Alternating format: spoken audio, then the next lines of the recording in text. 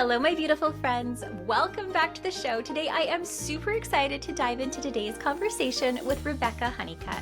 Rebecca is a lifestyle photographer specializing in joy-filled environmental portraits of children and families based in Portland, Oregon. She also takes modern, personality-filled school photos of today's contemporary kids at multiple Portland area preschools. As an educator, Rebecca teaches photographers how to use composition and color to transform ordinary locations into extraordinary images. Welcome, Rebecca. Hi, Lisa. Thanks so much for having me. So I wanted to hear about your story and your journey, about how you got into photography and really how you found your niche in lifestyle photography. Yeah, so I happen to be one of those people who, it dates all the way back to having a Kodak 110, back in the 80s. Yeah. So yeah, I was always interested in photography, but it's interesting that for me, when I was doing black and white film, like when I first started studying in high school and college, I wasn't as inspired. And I think I always kind of struggled a little bit. I enjoyed it, but felt like something was missing. And it's interesting that once, things switched over to digital and I started doing digital photography and had kids and then was doing everything in color, how much like I was able to make the images I was wanting once they were in color. So that was kind of where the shift happened for me. But it's always been something I've done, like worked at a 1-hour photo, worked at a portrait studio one summer. So it was always something that was going on in the background, even when I was doing other things. I love it. And so what was your attraction? Because I am a very, very posed portrait photographer. And even when I go and I try to do lifestyle, I just want to tell people what to do. And I am posy, posy, posy. And lifestyle photography always intrigues me because it's such a different approach to photography. So how did you find yourself in that niche and drawn to it? Yeah, I think really it was because I really first started with just observing my kids and then photographing them while they were doing things. Because I found for me with my own children, of course, they're always our hardest subjects, I think. If I was like, look at me, they're like, making face. Like it just never was what I wanted it to be. Yeah. And so I found, it had to be a lot more interactive and also them doing things to really be able to create the images that I wanted. And I liked seeing how they interacted with the world, what they were doing as they moved through it. So for me, I think it was a combination of that. And also at the time they were young, we were living in Asia. And so I had a lot that I wanted to record, not just their cute selves, right? But also where we were. So with those two things together, it just became a lot of me recording their adventures. And that's how I was able to practice and develop my style. So. Oh, interesting. I have an only child. So I had a really different experience just with having the one, because he always was looking at me. He was always focused on me and he was always performing on me, which I think because he was the reason I got into photography.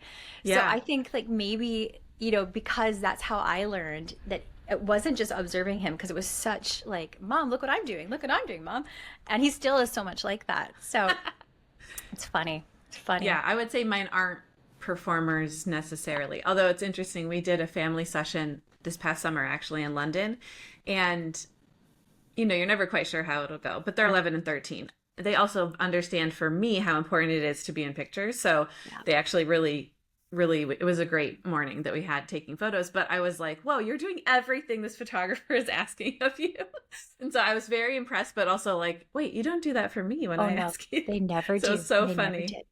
There's been sometimes I've had sessions and my clients are like, I don't know whose kids these are, but they're not mine. Like they've listened to everything and they've played with you. They've had fun. They haven't fought. Like, I don't know who these kids are, but thank you. Yeah, I'm like, exactly.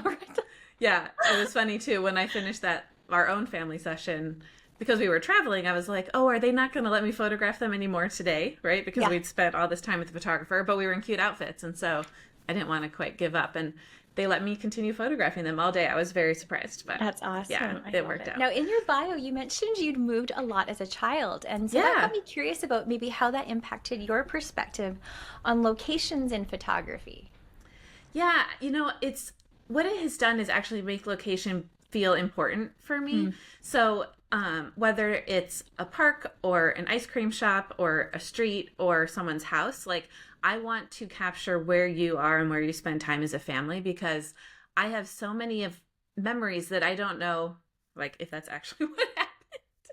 Like, is that actually what my house looked like, or that's just my imagination?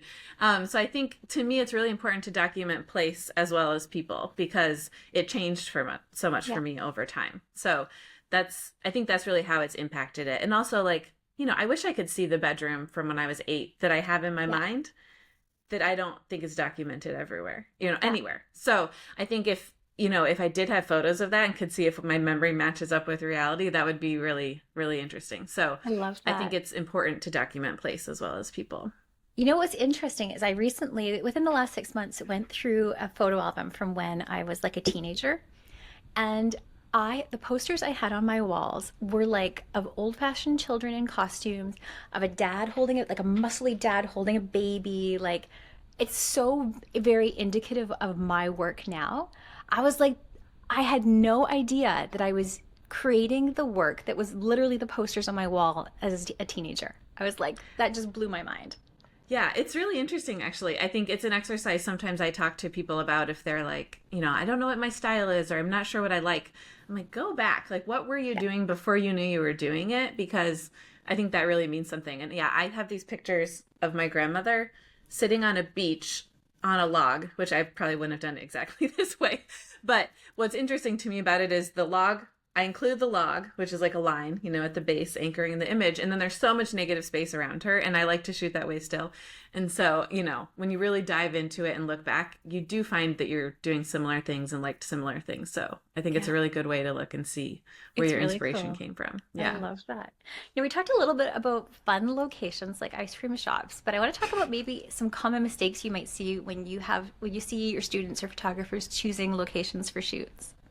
Yeah, this is an interesting question because I think it can go so many different directions. So a big mistake would probably be not using it to its fullest potential, actually. Yeah. So you can have a location that maybe on first glance, you don't see a lot of like interesting elements. Maybe you can't see framing. There's no lines. It's just kind of like, I always rag on parks. Like, I feel bad. I make fun of parks. I know, parks. They're very green. And in Portland, they're green. Everything's green. Which I'm sure you have in Canada too. Everything's green. So I kind of make fun of it. I would prefer a downtown city because there's so many options, but you can make interesting images anywhere. You just have to slow down a little bit and think and change your perspective. So one is just not using your location, to the maximum. And sometimes all that means is just turning around, right? Making sure you're checking all the spaces. I think another one can be being afraid of a location based on the lighting. Yeah. So even though, we're talking about location and composition, I think it can be really good to practice in all different types of light and figure out how to use a location so that you're not putting yourself like in too narrow of a space, where you can't use a different location or a different time. So yeah, those are probably the main things. Do you find that you are shooting mainly like during magic hour, golden hour, or you shoot all day long, wherever you want? Yeah, I have different times because I really try to work with the clients, so if they have a 7-month-old, for example, that's on a really strict nap schedule, I want to respect that and make sure we can get the best pictures for them. So I'll work around that. And I have some locations here where, the trees are so tall. I can really use that location anytime because there's so much filtering of the light. And for me, urban locations are also a great option if you're limited on the time for your session because you can find shade on the side of a building. I guarantee it. You just have to walk around the whole building. You just have to find it. Yeah, it's true. Yeah, you just have to find it. So I think for me, golden hour is awesome, but it's not my like main goal, usually my work, which I think is probably obvious when you look at it. So having open shade is the key for me. Do you find that you shoot a lot in interior locations? Because sometimes that can be such a challenge with like the overhead lights or whatever lighting situation they have happening inside. Yeah, so in clients' homes, when I do sessions there, I just work with what we have. I am starting to, add a strobe like bouncing in the corner on the window when needed, since obviously here in Portland, our days are short. Yeah. And our houses aren't very bright like we'd like them to be. So yeah, I just kind of, it really depends. I just work with what I have. And if there is a really cool, compositional opportunity, then I'll figure out, okay, how can we light this space so we can use this, compositional opportunity. So I want to talk about when you go into a client's home and, every home is different. Some will tidy it up and make it immaculate. Some will make it nothing. They won't lift a finger, and that's totally fine because that's how they live. So what is your process for transforming an ordinary location into something extraordinary? Yeah, so for me, the main key, and this would be whether I'm at someone's home or out on location, is really to I like to layer the compositional elements. So the more you can get into one image, I think the better. So often the ways to do that is by changing your perspective and moving your body. I think that's the biggest tip. And sometimes just by getting lower, you might even find a line, right, that you didn't see before, or you can frame them in a different way, or you can add depth. Like if you're at their home, maybe you use a plant to have some foreground depth, or they're in a archway or doorway. So there's all different opportunities, but sometimes you just have to move to see them. I think that's the biggest key. I love that. I remember I had heard from a photographer one time, instead of moving your subjects, go around them in a circle. Like especially if you're in like a shaded area, Yeah. go around them in a circle and see all the different options and all the things you can get, and even like going high, going low. And that really changed things for me and how I was shooting. I started really overshooting a lot more, but I mean that's a different story. That's a problem for me too. It's fine. We'll Yeah. go through it later. We'll It's call not it film. later. So can you maybe share some tips for photographers trying to improve their composition skills? Yeah, so I think the first step is really to learn the basic rules of composition, right?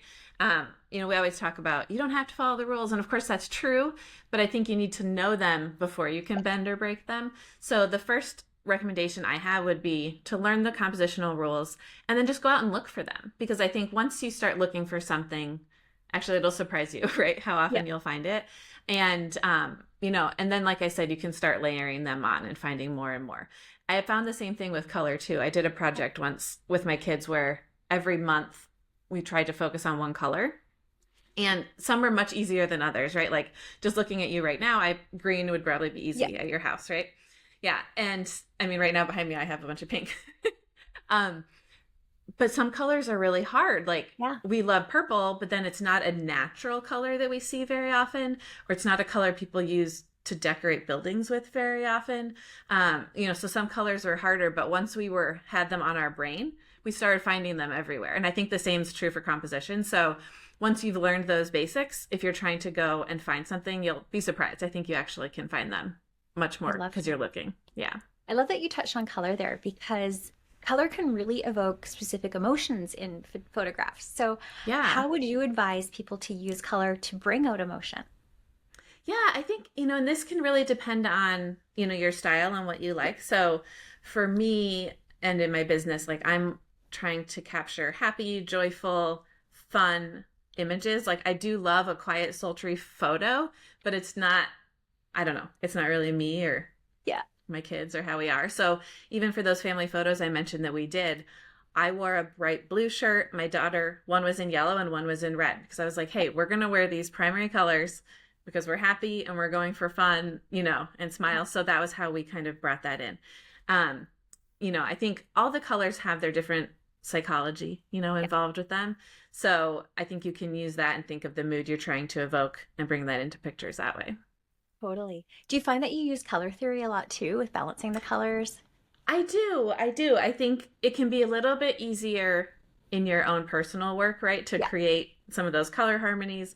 Or if, say, you find a location that has some really cool, I don't know, my kids and I are always looking for colorful walls in places. So if we find a cool wall, then we'd be like, okay, like what do we have in your closet that could, create a cool image that way? With clients, I personally feel like it can be a little harder just because I try to be a bit more hands-off on wardrobe. So I don't have a client closet. I give recommendations, but I really do leave it up to them because I want them to feel like themselves when they see their photos. But like I had a client yesterday, and like the dad was in a blue shirt, one kid was in blue jeans, the two others were wearing like neutrals and browns, and then we found orange leaves, right? So the orange and blue automatically just happened. You kind of just could tie it together. Yeah. And so that's the thing too, with clients, when they show up, I'll be like, okay, this is what you're wearing. And then if I see a good opportunity to make a stronger image with color, I'll do that. I do ask them in their questionnaire if they have a color in mind that they want to highlight or put in their home. So for example, if they have a living room with pops of red and they're like, yeah, I'd like some more red in our artwork, then I can think of a location, that might work with that if wardrobe's not an option. So that's kind of how I do it ahead of time with clients to see if we can create something. But going for really specific color work definitely is easier with personal work. Totally. Now, what would you do if a client and her whole family showed up in black? Well, I'd probably be a little sad. I'd be sad and I'd be thinking, did you look at my website? Yeah, I know. Okay, and then what would I do? Let's see. I would probably not handle it any differently, to be honest. I would do the same thing. That's what you want to wear. Okay, let's roll. Yeah, I'd be surprised. But then we'd just go with it. You know, and it's funny, Portland's very casual, right? So like, yeah, it's never happened. It's never happened here. That's funny. I know, I'm trying to imagine, like, I've never even seen the whole families wearing black here. Oh no, but it's funny because I asked because that actually happened to me last year. And I sent a style guide, I sent all the things. Yeah. That's what they wanted to wear. And I was like, cool. So what I did is I actually took them to a really green area. And so it's just black and green. I was like, this is what we got. Yeah. And I think, and that's really what I would probably do too. Like if they all showed up in black and had in my mind picked out this location that had a dark background, I'd be like, okay, this isn't going to work.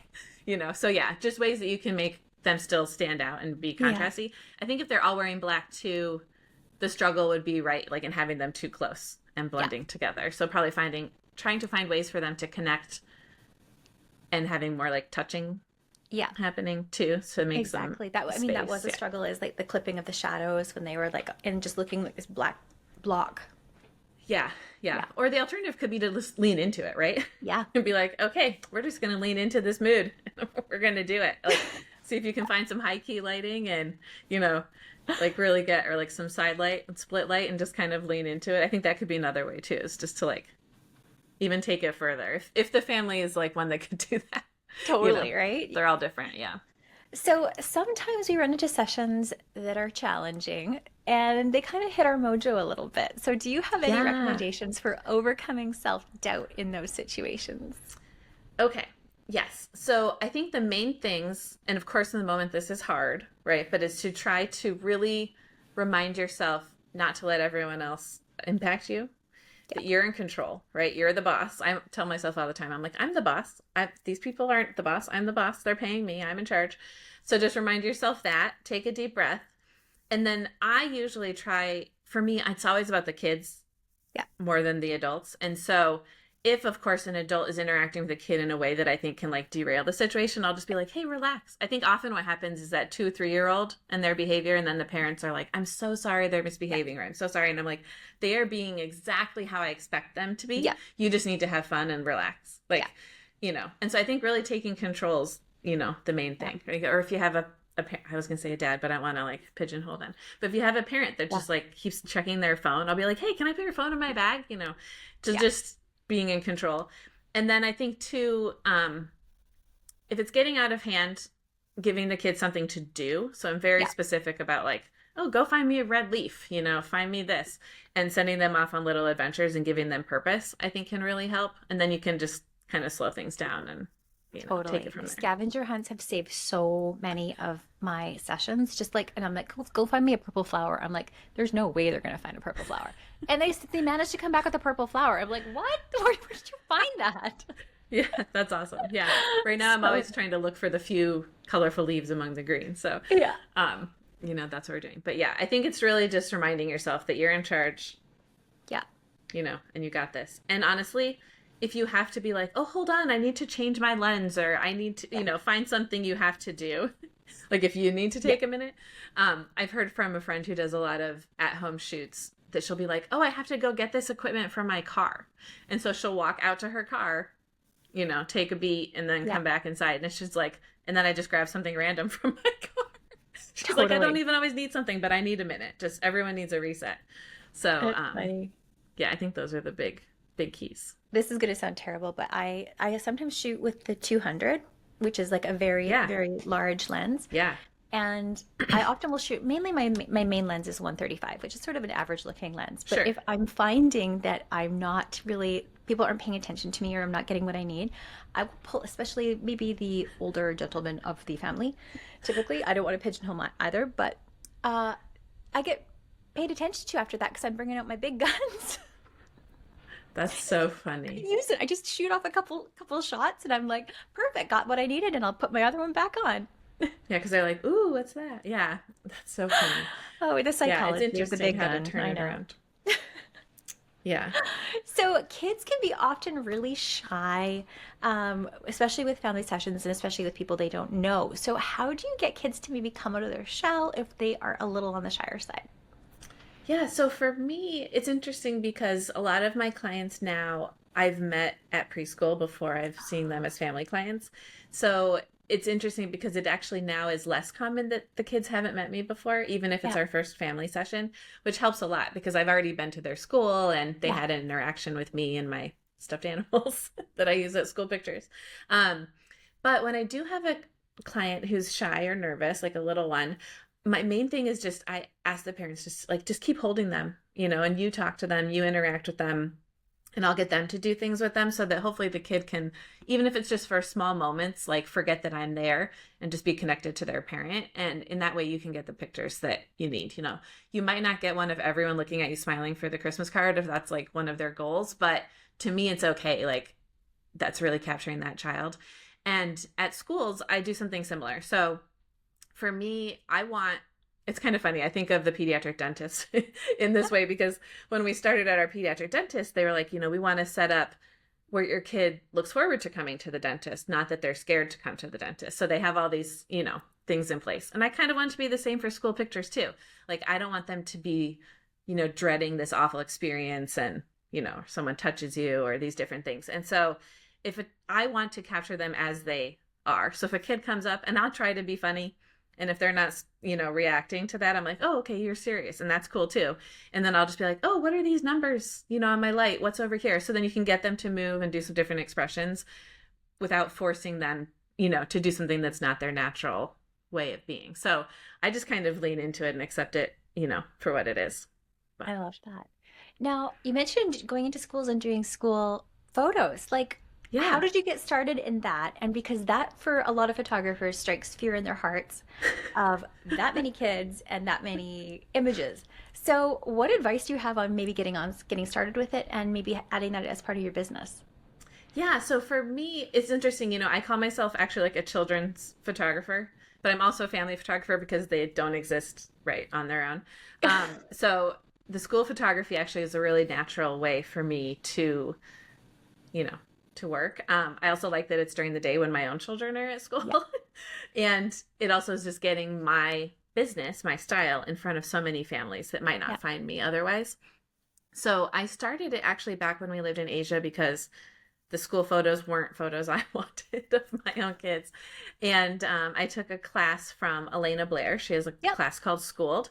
yeah. And so I started out with that class, and then took, the pieces that I wanted from her system, modified it to my style or how I wanted to run it. And then with each season, you find ways to become more streamlined, more organized, more efficient. And yeah, I really love it. I'm never upset that I'm going to a school. It's only hard the very beginning of the season. At first, my body's like, why?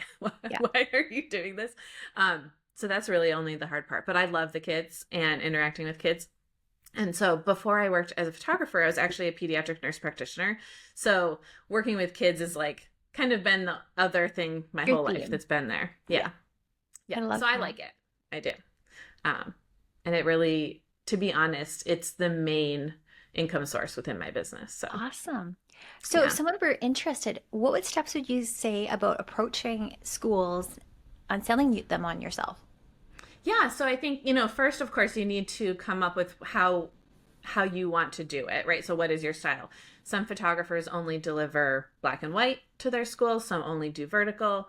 I do mostly horizontal with some vertical, color, and black and white. So I think first would be coming up with what you want your images to look like in your offer. And then for me, it's been a mix of personal contacts and actually cold calling schools, Wow. which is very nerve-wracking, right? Right? Like It people feels don't, terrifying, cold yeah, contacting, right? yeah, it is. But that's actually where I've gotten the best results. If I didn't Awesome. have a personal contact, it's just calling them and being like, hey, I don't know if you have a photographer that you love right now, or if you're looking for somebody new, but this is my style and I'd like to talk to you about it. So, and if they have a photographer they love, I'm like, I'm so happy to hear it. Can I email you my info in case things change in the future? So, I'm not trying to, take anyone's business or Yeah. change that. But if they have someone awesome, just give your resources for later. And then otherwise, I think I got very lucky in the sense that a school was opening in my area and I got in there like right at that beginning. I didn't know they actually had 4 locations, so that, easily got me those additional locations. But yeah, but just call them. Seriously, a lot of my new schools are from calling. The third piece would actually be SEO. So Yeah. I think the competition SEO wise for school photography is actually not as competitive as maybe like family, newborn, maternity. Yeah. So I get a lot of schools too, just through SEO. Wow. So I can imagine organization must be a key, especially with organizing different classes, maybe reshoots that you might have to do too. How do you handle the organization side of that? Well, I have a notebook. I was going to show you my binder. I have a binder. Yeah, I'm not going to lie that it's complicated. And the more students in schools that I've gained, the more my brain is complicated. Yeah. I used to just remember everything, which probably is not the way to go. So, I have spreadsheets that keep track of all the schools, and there are different points where, I book them and send reminders and different things. So that's all in a spreadsheet to help me keep organized. And then for picture day, I actually use 2 different systems depending if it's a really large school or a smaller preschool. So my really large schools, that have a yearbook, and those other specific needs, I deliver via a different way. And that program has actually some facial recognition that we use, which is very magical. Actually, when it happens, I'm like, this is magic.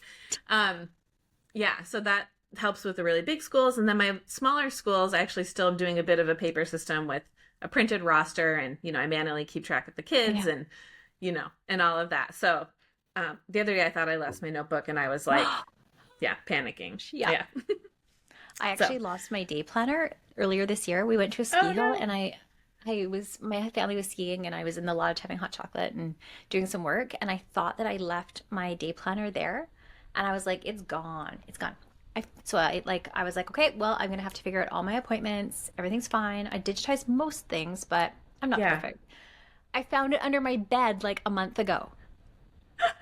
I was so mad. Yeah, that's something new. It happens. Yeah. And I'll show you. So I even this year like put my own branded like front cover on my binder. Yeah, which is kind of funny. I love it.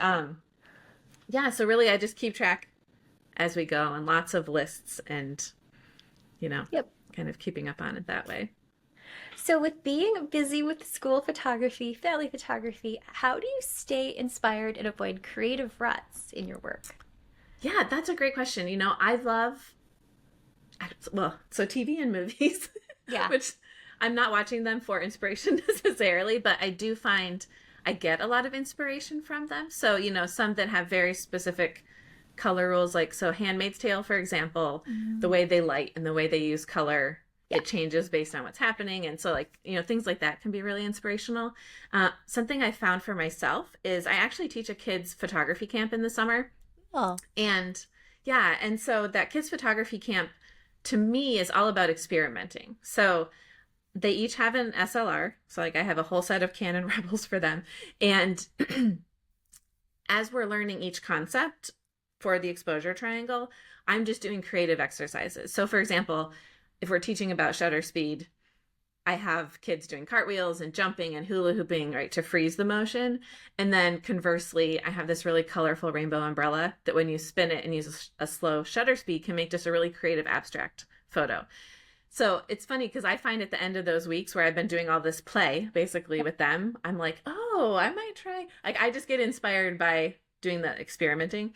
So, sometimes just going back to basics and thinking how can I make this different or more interesting can be inspiring. So I like that. That's a really good idea. Thanks. All right. So ready for our lightning round? Okay. I guess let me have some water first so I'm prepared. What's one fun fact about you that most people don't know? Okay. People might know this, but my superpower is packing. And so whether it's a suitcase, a moving truck, a car, my superpower is packing. I love that. That's awesome. If you could photograph at any location in the world, where would it be and why? Okay, so I'm going to pick a location I haven't been to. I've been very blessed in my life to travel a lot. I've been able to take pictures in a lot of different places. So, a place I've always wanted to go is India. And I partially, when I think about doing photography in India, I feel like a photo there can capture so many of your senses in one photo, right? Yeah. Like when people talk about smelling a photo, I often am like, yeah, you can't always smell a photo. But for some reason in India, I feel like you'd be able to smell it and feel it and the energy. So that's why I'd want to head there. Good answer. How do you celebrate your wins in your photography journey?